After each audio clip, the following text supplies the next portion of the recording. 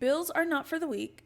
Moving out is not for the weak. But if you do take a chance, it will make you stronger for it. It will break you down just a little bit, but it will make you so much stronger. Hey guys, it's Shaina, and as you can tell by the title, we're going to be talking about tips for moving out, especially if this is your first time thinking about moving out, getting ready to move out. This video is for you. So at the time of this video, I have been living on my own for about 9 months now, and I think I have enough insight to at least share my experience with you guys and, give you some pointers on things to look out for. All right, y'all. So the very first tip that I have for you guys is to have a purpose for moving out, because that purpose is what's going to get you through even your most lowest of days or the days where you feel confused and you don't know what the heck you're doing. Have a purpose for moving out. And that purpose could be anything. It could be something that you want to achieve when you move out, a way that you want to feel when you move out. If you're moving to a different city or a different state like I did, why that specific state, why that specific city, and make sure you get the most bang for your buck. So if you are leaving home for a place far away, you better have a reason, because if you just want a little freedom, a little privacy, you could just move an hour away down the block. Honestly, you could even just go around the corner if all you want is a little privacy. But if you're making a bigger move, you need to have a purpose. Okay, so tip number 2 is to tour the apartment or the city that you're considering to move to. It sounds self-explanatory, but I think that this step is really important. It's important that you get a feel for the city. Sometimes these apartments do catfish, so if you are able to tour, have a walking tour, watch walking tours on YouTube, whatever you got to do to get an adequate feel for the city. Girl, the internet is vast. You can find TikTok reviews about everything, just about anything at this point. But if you are fortunate enough, I would definitely recommend at least spending a week in there, going to local cafes, seeing what the night scene is like. Like, is it a little sketchy at night? Do you feel safe? I think those are all important. Or even the smaller things that we tend to overlook, like what kind of grocery stores are around, if any at all. Also, I know that from state to state, sometimes your local grocery stores may change. So do you have your Publix? Do you have your Kroger? Do you have your Ralph's? I don't even shop at Ralph's. I've been there once in my life, but just getting familiar with the area and the things that are around you, the things that you're going to need, whether it's gas stations, Targets. So be sure to tour the area, scope out the scenery of where you want to stay at. Tip number 3 is to get really specific about what you want in a place. So you could write this down on your phone, pen and paper, whatever you prefer, but be really specific. If you're moving by yourself, what kind of things do you need to make you feel secure? What kind of things do you need to make life a little bit more convenient for you? Whether that's an elevator, do you need a gated community? Like, you need a parking garage. You have to get really specific about the things that you want in your space, how many bedrooms you want, which is a given. If you're someone who experiences things like seasonal depression, or you just tend to feed off the weather in general, like I do, baby, you need some natural lighting. And that's why I'm sitting on the ground in front of these huge windows, because it just makes me feel better, makes me feel happier. It helps me to start my day. Also, valet trash. Like, I'm just a girl, y'all. I am just a girl. One of the non-negotiables for me when I was apartment hunting was valet trash. I need to be able to put it in front of the door. Now, given even valet trash has its downsides, because they only come on certain days. So if your trash is full and it's not the day for them to come pick it up, then it is what it is. But just think about all the things that you need. And I'm not even just saying the things that you want, the things that you feel like you need in a place, and write them down. And once you have that list of non-negotiables, you need to start looking at your budget. Apartments with elevators and valet trash and gates and all that, they're going to cost you. So you got to be realistic with it and figure out what that's going to cost you. Speaking of cost, that brings us to tip number 4. And that is to save up more money than you think you need to. Costs accumulate so much and so fast when you have a new space, and you just need to be prepared to spend more than you think it's going to cost you. Whether that's the cost of movers, the cost of furniture, the cost of plates and bowls and dishes and all that stuff. Also, with moves, there can be some unforeseeable costs that come into play. So you just want to save way more money than you think you need to if that's possible for you. So just a little disclaimer, I already started filming, but I thought it was really important that I bring this to your attention. I'm making this video more specifically for the person who is able to be at home right now and save, and you're just considering to move out. Some of my tips may not be practical if you're in a situation where you have to move out within the next 2 weeks or tomorrow. This is not an emergency move out video. This is more so for the people who are able to save and then move out. All right, so continuing with part 4. So because you have a variety of costs coming at you from all different angles, I would say if you're able to pay lump sums in advance. An example of this would be if you have car insurance. Well, if you have a car, hopefully you have car insurance. But if you can, go ahead and do the 6 months up front.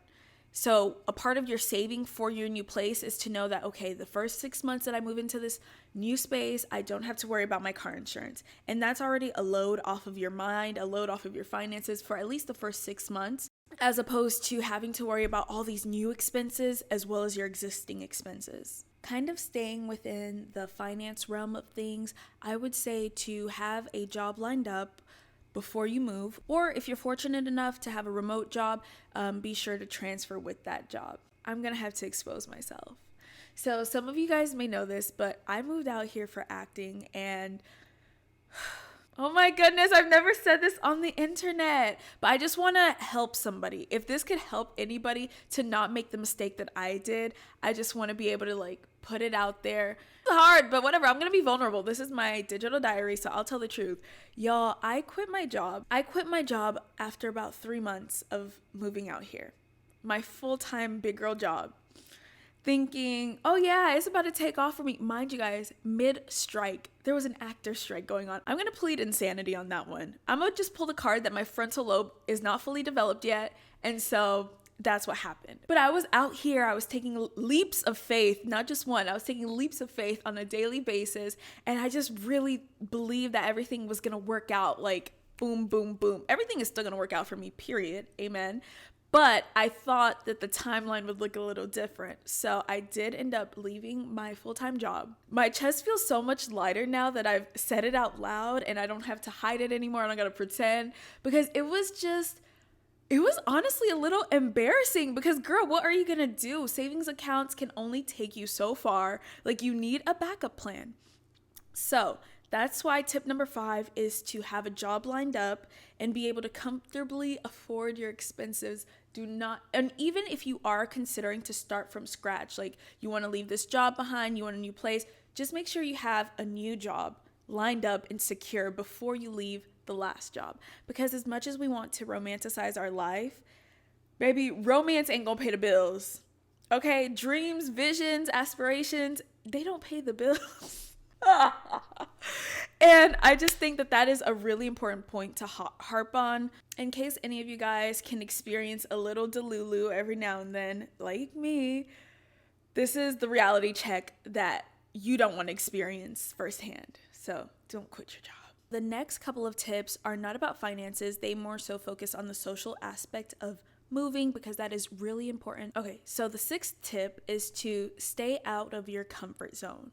Stay out of your comfort zone. We all love our beds. We all love to be home. We all love to feel safe. But if you're moving, and part of the reason that you're moving is because you want to grow in life, is that you want to do better in life, I would highly recommend to not just move and expect your bedroom to be your comfort zone and that's where you're going to stay 24/7. I would encourage you guys to put yourself in spaces where you feel safe, number 1, but spaces where you can network with other people, bond with strangers, spaces where you can learn from others, especially in whatever field that you're passionate about or your career field and all of that. And this is extremely important for those of you who are considering moving to a place where you may not know anyone, you don't have any friends or family, or you only have one family member. That was my case, where I only knew my uncle in Atlanta, and for the first few months my weekends spent with him, his girlfriend, and his child, because I didn't know anybody and I wasn't in a rush to get to, to start making best friends and things like that, which is an important caveat to my tip number 6,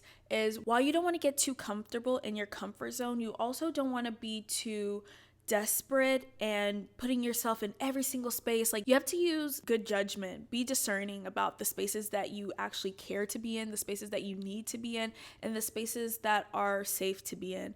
Like, you don't want to just be everywhere in all the mix just because. So I would advise you to, in the beginning, drive around, do your laps, try out new cafes. If you happen to know somebody in the city, meet up for a little lunch or whatever just gets you out of the house. So my 7th and last tip is to accept help. If you have someone who can help you move into your space, definitely accept that help, because you're going to have so much time to be independent, to do things on your own, to figure things out on your own. The more you can eliminate some of that, I would say go for it. Especially if this is help coming from trusted individuals and you know their intentions, I say accept it.